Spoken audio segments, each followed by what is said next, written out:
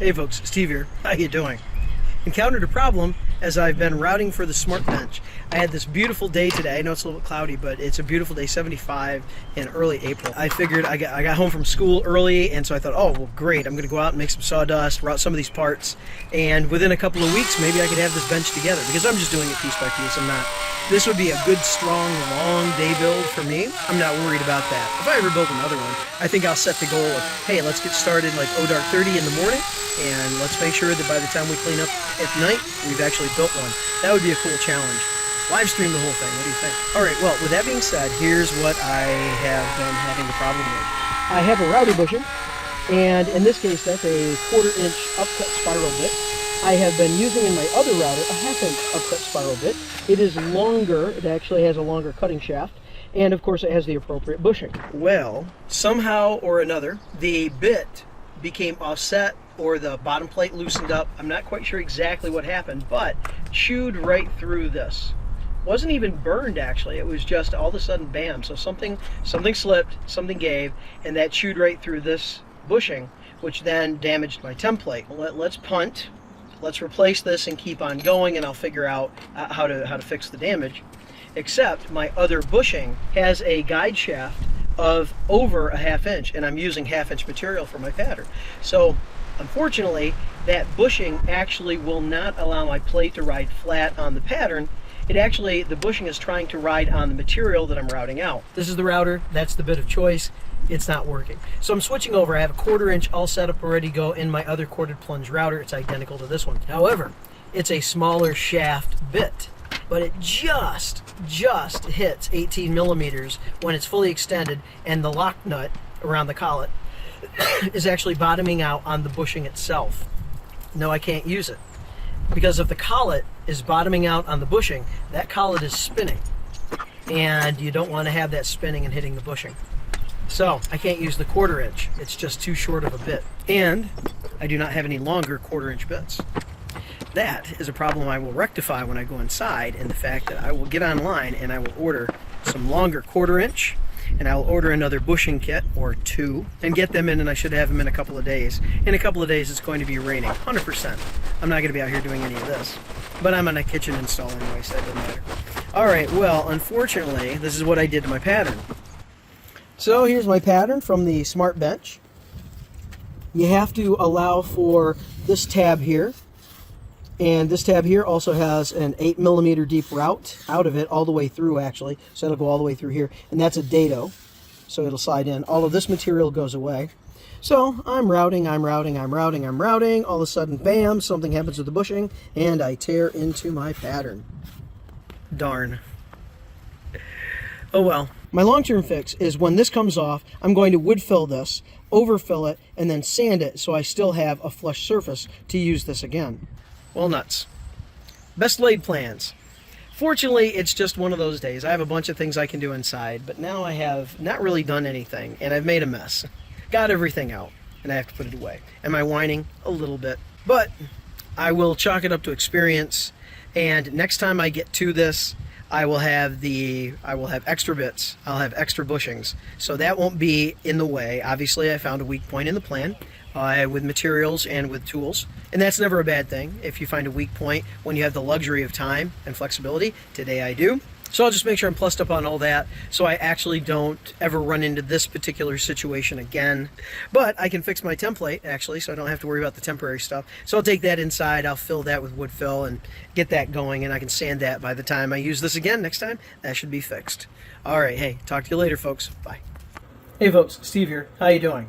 Well, coming to you from my walkout workshop basement, functioning also as storage, and I don't know if you can see it, and a library. That happens to be the CDs. I love physical media. So my pattern has this. I think you can see it right in there. Yeah, especially against that black shirt. That shouldn't be there, of course. Now, is this a perfect pattern? No. I was in a hurry when I made it because I was very excited about building the other bench, which sits right over there, just the smart bench. And so this is good, and it's sanded and rounded over, but is this perfect as far as like a nice, perfectly rounded rectangle? It's pretty good, but it's not perfect. I mean, there's a little bit of wonkiness, but not like this. Now, this is an interior spreader for the smart station. So if I did this and just used it, would it be a problem? The answer is no. But I want to fix this because I don't know. I may want to make something later on. And if I do, this may be a pattern that I want to use. I've already marked it, labeled it, and everything else, right? So what I'm going to do is this. I'm going to fill it with BONDO. Why not? Because it's what I have. I thought I had some wood fill around here. I can't find any wood fill. So I'm going to use this BONDO. I have BONDO set out. I haven't added the hardener yet. I have my pattern. Well, actually, I'll show you down here. So here's the issue right in there. And what I'm going to do is, on this side, I'm going to go ahead and just put some tape on because I don't want the BONDO, because I need to have a dam of some sort. I can sand this down, but I need to have a dam. And then the idea is simply just fill this in, overfill it, let it harden, and then at some point later just come back through, cuff it off with some sandpaper, and just get this back to some semblance of flat.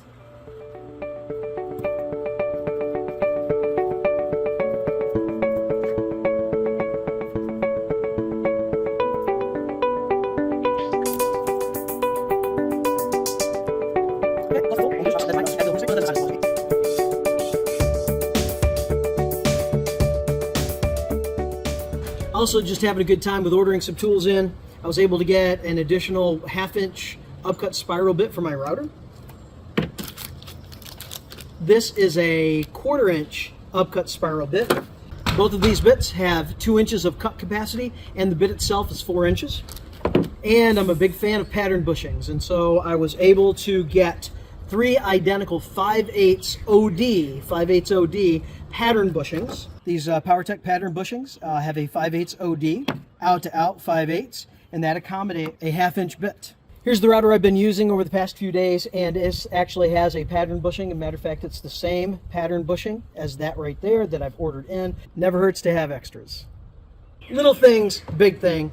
Always good when it's delivery day from Amazon or wherever. I like getting tools. My name is Steve. I have an addiction. That addiction is tools. Admitting it's the first step, right? So 11 steps to go before I have no tools and no desire to buy them. We'll see if I get there. Y'all take care, have a good one, because you deserve it. If you would, like and subscribe down below, because it's a great way to say thanks, and it is free to you. And ring that bell if you want to get notified when I drop a new video. I'm not on any regular schedule, but you'll get notified when I do, and I hope you see me on the next video. Bye.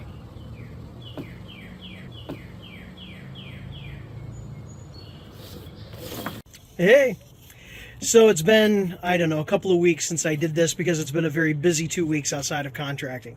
And I've been working with my spreader because I came down this morning to fill the bird feeders right over there.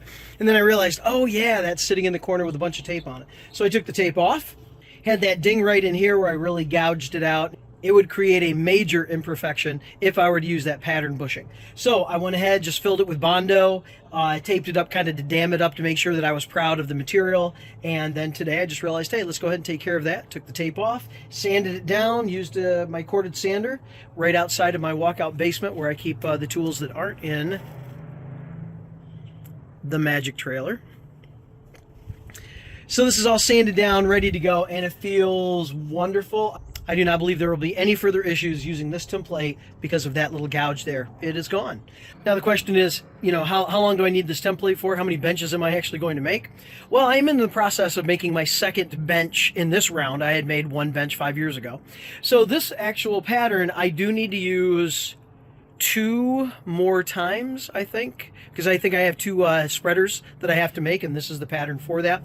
So this will be used at least twice more, and I might have actually been working on a piece that I damaged when this actually got damaged. So I'm assuming that piece A will either need to be filled, or B, I'll need to make a new one. If I have fall off, I'll just make a new one because it's very easy just to tack this on and then, you know, just route it and make the magic happen. After that, do I need this pattern? The answer is probably no. I don't anticipate making bench after bench after bench. However, I will keep it around because it's easy to store, and it is very possible that I could get commissioned to make a bench, which would be very interesting. No idea what I would charge for that. But it would be interesting if I had someone locally see some benches when I'm out on a job site and say, hey, Spence, What do you think? How about a bench? I've actually had people ask me to make them trailers before. And I frankly tell them, I said, there's something to making it yourself. And if you don't have the skill set to make a trailer yourself, then you probably shouldn't be in contracting. Or you are so specialized, that you're doing a lot of plumbing, but you're not really good with woodworking or something like that, to where it may be prohibitive. But my tip is, make it yourself. You're going to learn a lot along the way. I did, and I've been doing this a long time. And I had the opportunity to do a lot of routing and dado work that I had just not previously had in my repertoire. So now it is, and that was 5 years ago. So it's good stuff. But with a bench, bench I would actually make for someone. I think that would be pretty neat. I have no idea if it'd be cost effective for them, especially since you can order one knocked down, ready to go from reparadise.com. The Ron Polk Smart Bench, the one that doesn't have any tools, it's just a workbench. And that one you can get for $6.95 if you pick it up, if you happen to be in Salt Lake, or whatever they call it, whatever it costs to ship. Now, these are my prices now. I have no idea what the prices are when you see this video. Check it, reparadise.com, or go to Ron Polk's YouTube channel or website, and you'll get the most current prices. No idea what it costs to ship. It is a bear. It's going to be 100 pounds of shipping, and it's a 6-foot box by whatever. But, it may be worth it to you. However, it'd be neat to build one, and actually be able to charge for it.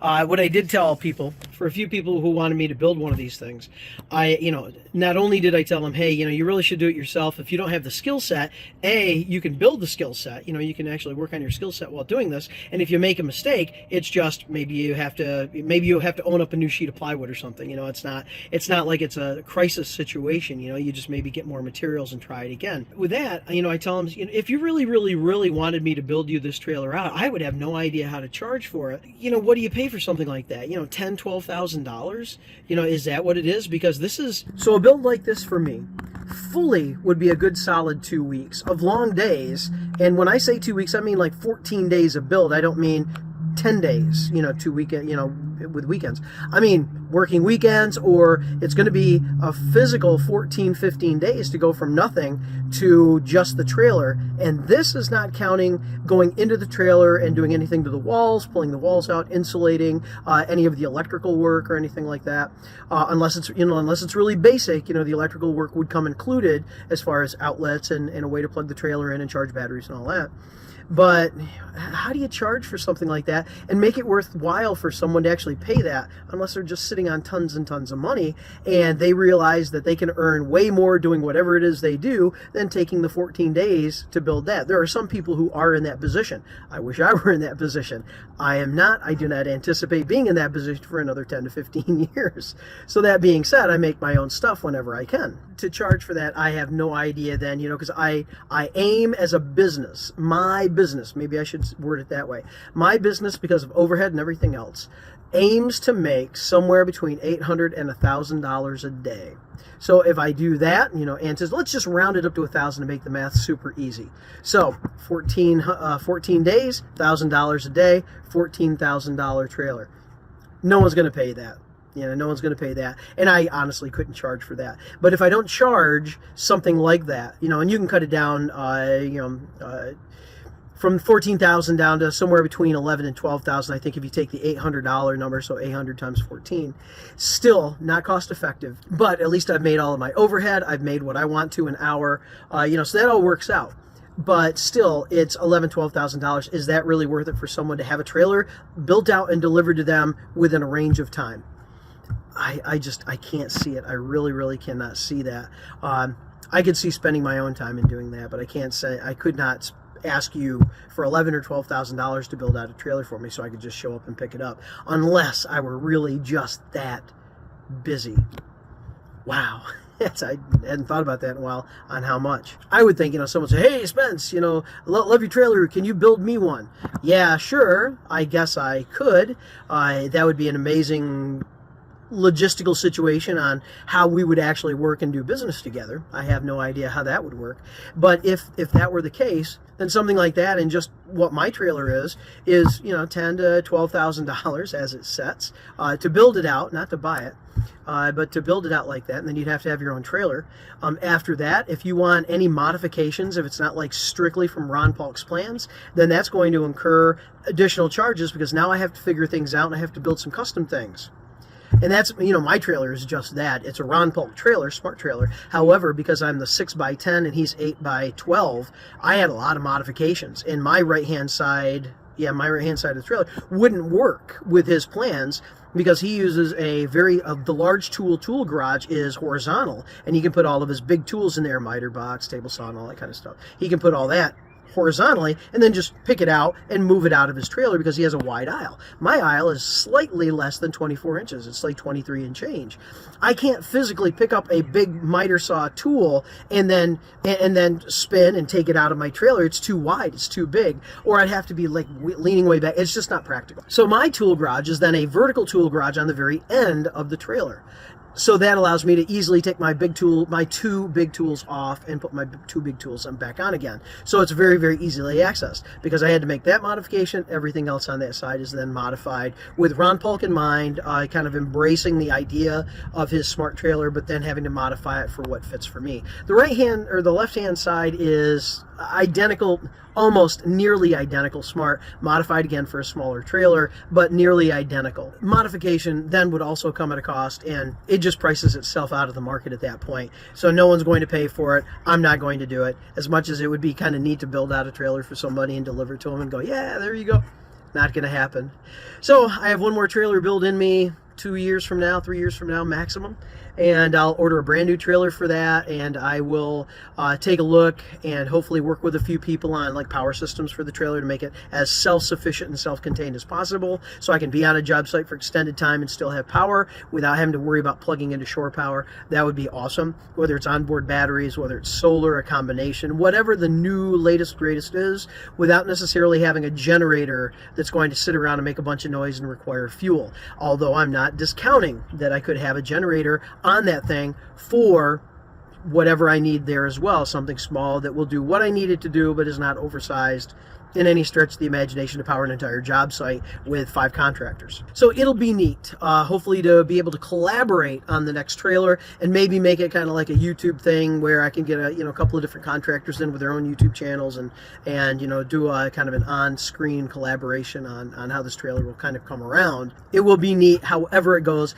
even if I just do it myself and then just film, hey, here's the deep dive after I'm done. However it works. Pretty cool stuff. Well, from routing patterns and workbenches to the smart trailer itself, life is good.